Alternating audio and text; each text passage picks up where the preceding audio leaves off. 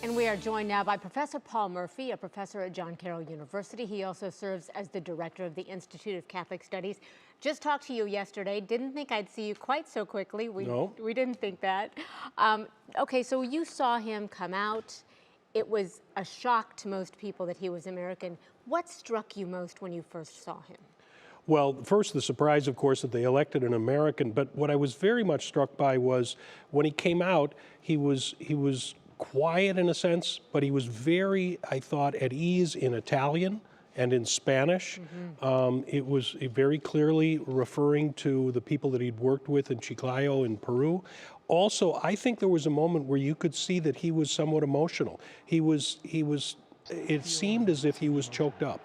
And that was, I thought, an indication of how emotional this day will be for him. As an American, how do you think he'll be received by the rest of the world, if these images today tell us anything?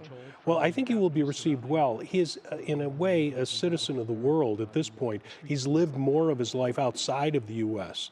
He's a citizen of Peru as well as the United States. So I think people will welcome him on his own terms.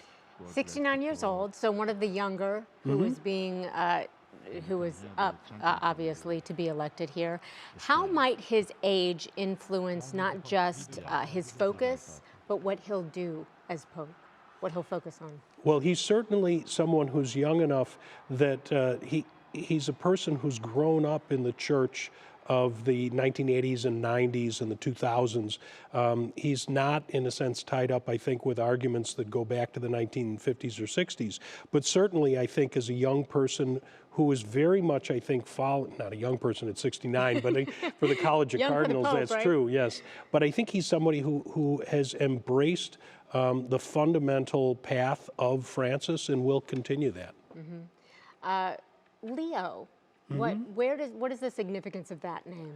Well, the last Leo, Leo XIII, was someone who is generally known as the father of modern Catholic social thought. And what we mean by that, or social teaching, is what the church has to say about social relations, including economics, human relations. And he, in his earliest documents, was one of the first people to critique modern economics and defend the rights of workers.